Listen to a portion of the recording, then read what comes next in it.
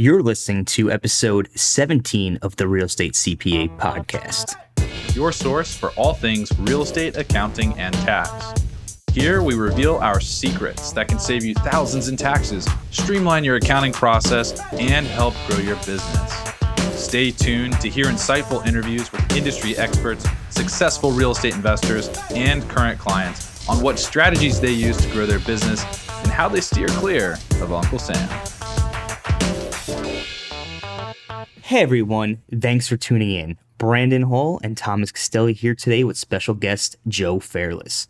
Joe is a full-time real estate investor who controls over $400 million worth of real estate with a portfolio of over 4,000 units.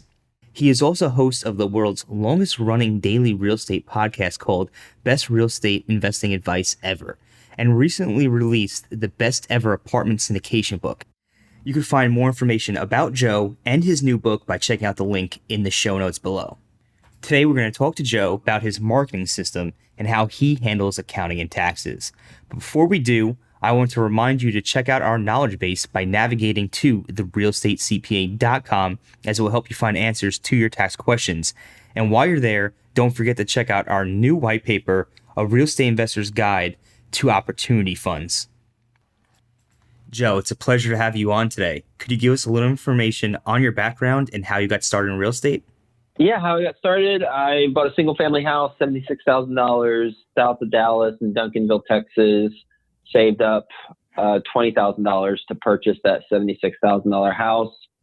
It took me multiple years to save it up, and then bought 3 more homes, and then saw that I wasn't making much money on the single-family homes.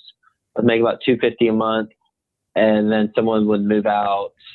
I would cost about $5,000 to get it move-in ready, wipe out all the profits for that house and another house. So I decided I need to scale up, and that's why I got into apartments. Awesome. So when you decided to get into apartments, was your first deal, like how'd you end up finding your first deal? How'd you end up getting into your first deal? Did you partner with somebody or did you go it alone?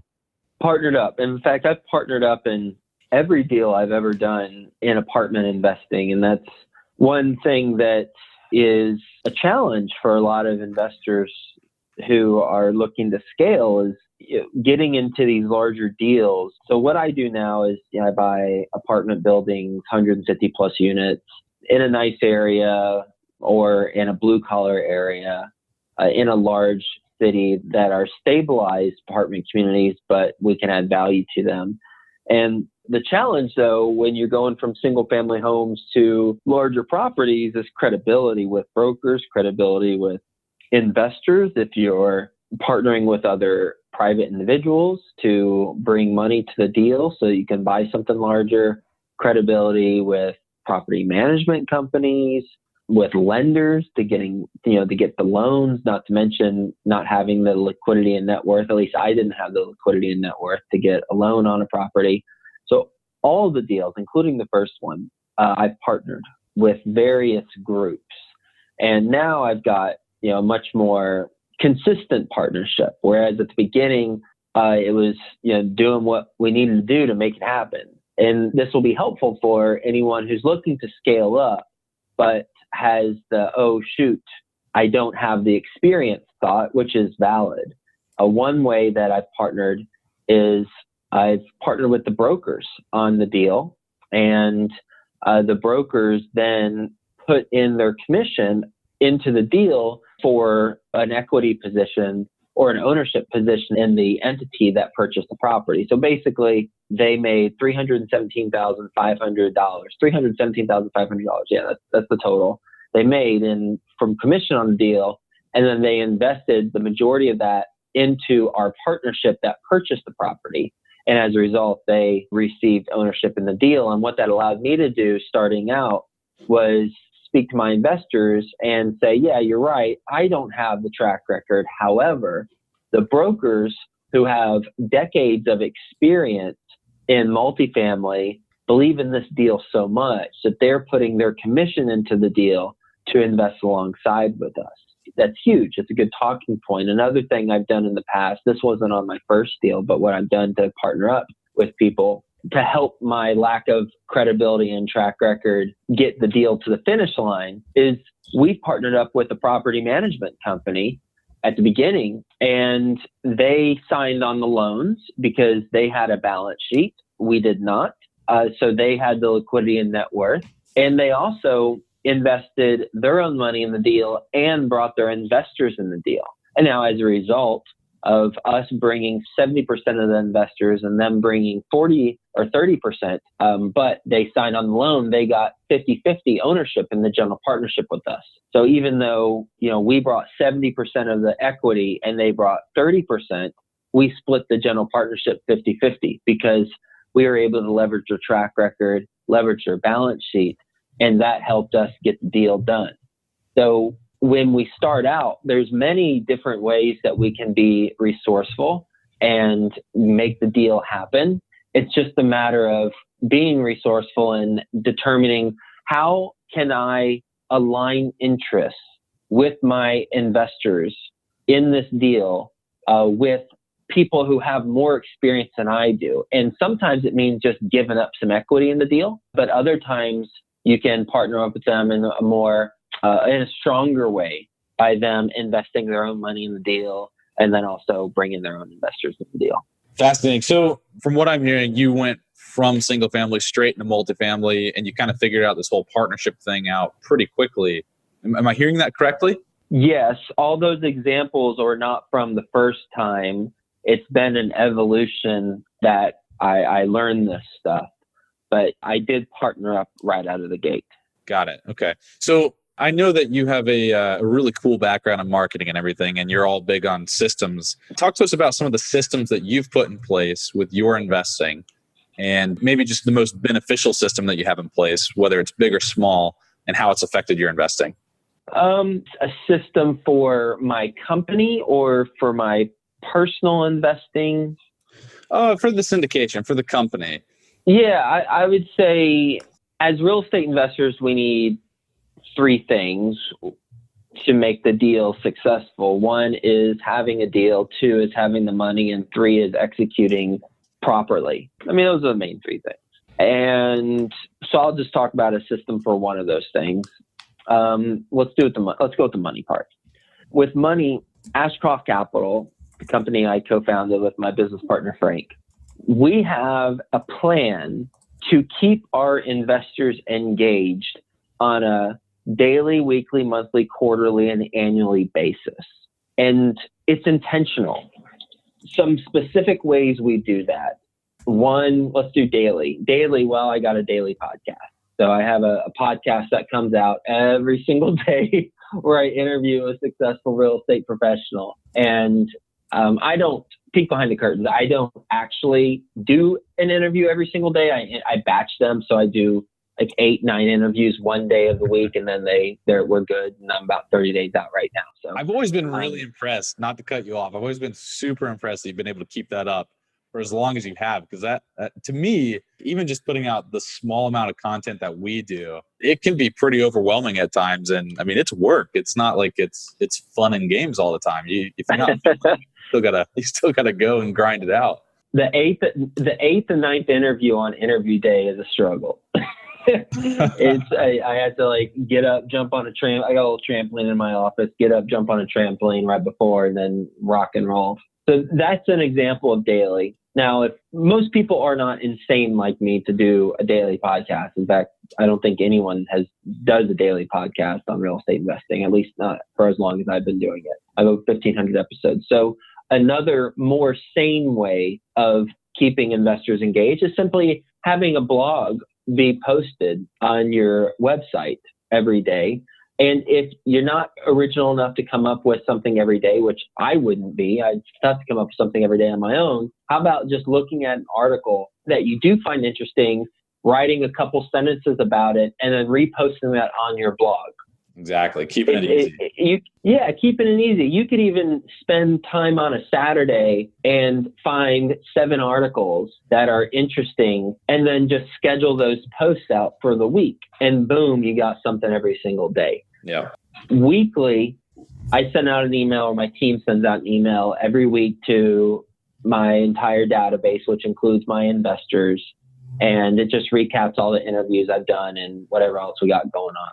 Monthly, I do something called the Best Ever Report. And it's actually mailed out to all of my investors, my accredited investors, on a monthly basis. They get something in the mail from me. And in the Best Ever Report, the cover of it profiles an investor of mine.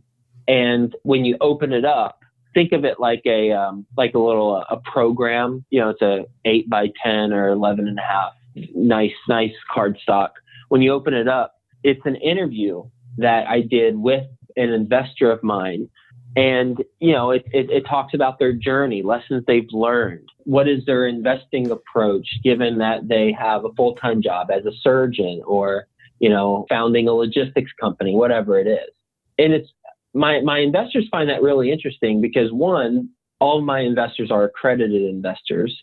So they've had some form of success in business. So it's good to learn from those individuals. And then two, it's just good to know who else is investing with us and to hear their story. And I connect investors with each other all the time after they read that. So that's an example of monthly.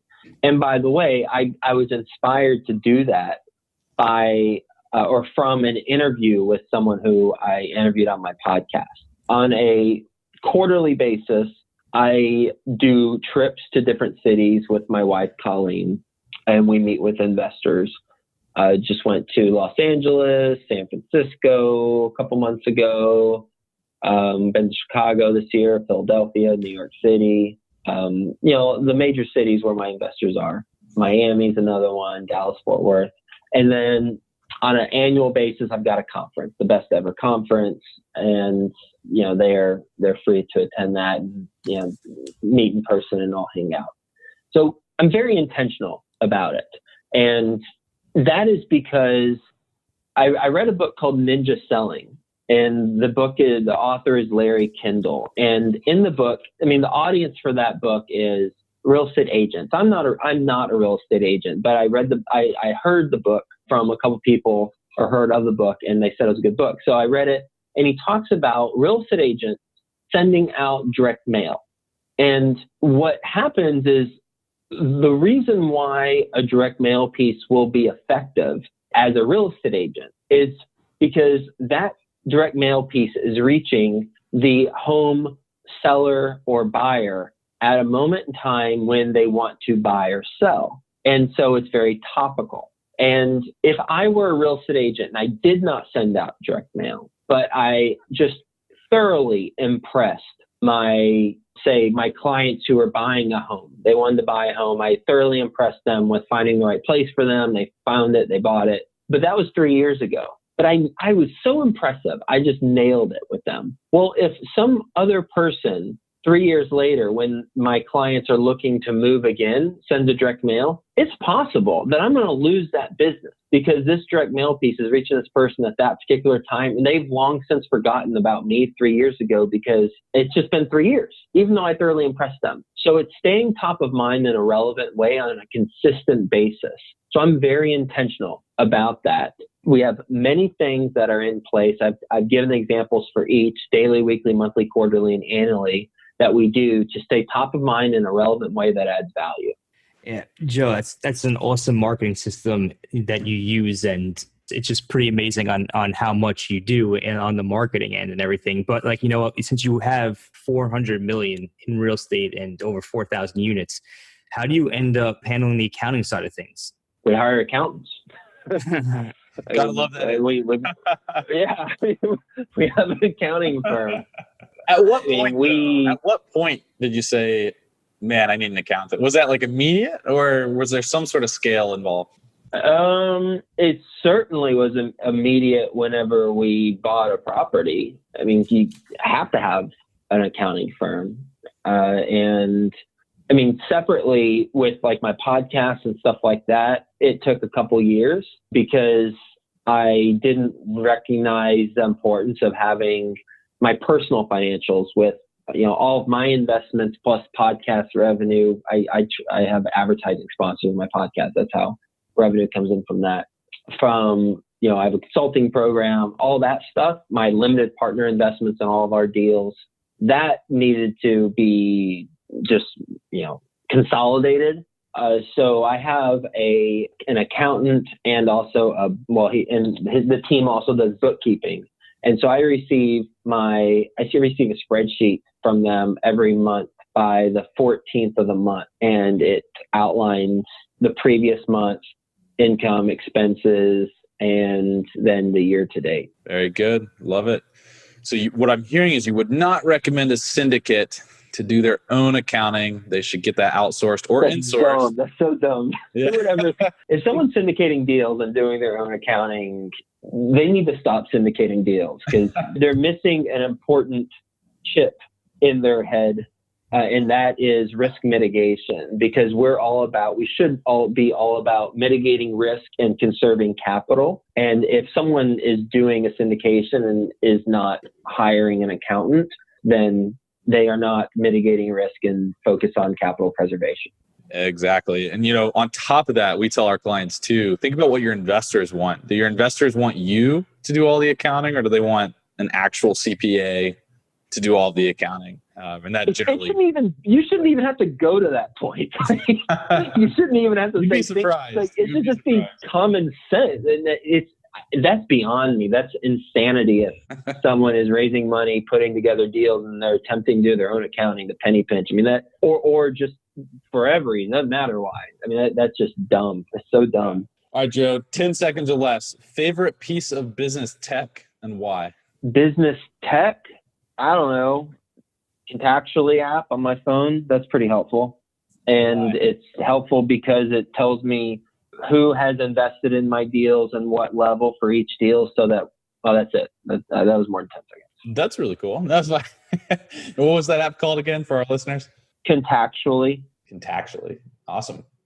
All right, Joe, I know you have a book that you're releasing in a few days. It's called The Best Ever Apartment Syndication Book. Can you just tell our listeners why they should go check that book out? Well, if you're wanting to do apartment syndication or wanting to take apartment syndication to the next level or raise private money, then this is the book. It's about 450 pages of just hands-on how-to content, but you can read it in 24 hours. I reviewed it for the 12th time yesterday, and from 3 a.m. to 10 p.m. So I not only read it, but I made comments before we published this. So that's the reason why. And you can email us at info@joefairless.com, the receipt of the purchase, and you'll get a bunch of free goodies as a result of purchasing it within the first week of launch. So info@joefairless.com, email the receipt, and you'll get a bunch of free goodies. Awesome, Joe. Well, we definitely appreciate you coming on the show today and sharing your market knowledge and how you account for your syndications. Glad to hear you don't do it yourself. And is there any final words you want to leave our listeners before we wrap up today? Hire an accountant. Don't ever try and do your own taxes if you have a syndication. That's insane. Never heard of that before. Like I said, you'd be surprised. Where can people contact you, Joe? Where can people find you? You just search my name, Joe Fairless. If you want the podcast, search in your podcast app. If you want a book, search in Amazon. If you want to hang out at a conference, then besteverconference.com in Denver in February. Perfect. Thanks so much for your time. Sweet. Thanks a lot. Thanks for listening to today's show. If you enjoyed the show, please find us on iTunes and leave us a review. You can also email us at contact@therealestatecpa.com with any feedback or topic suggestions. We are always taking on new clients, and with the new tax laws in play, you really don't want to navigate this alone. Let us help you save money on taxes and with your accounting and CFO needs. To become a client, navigate to our client page at therealestatecpa.com and fill out a web form with as much detail about your situation as possible. Thanks so much for listening. Have a great rest of your week.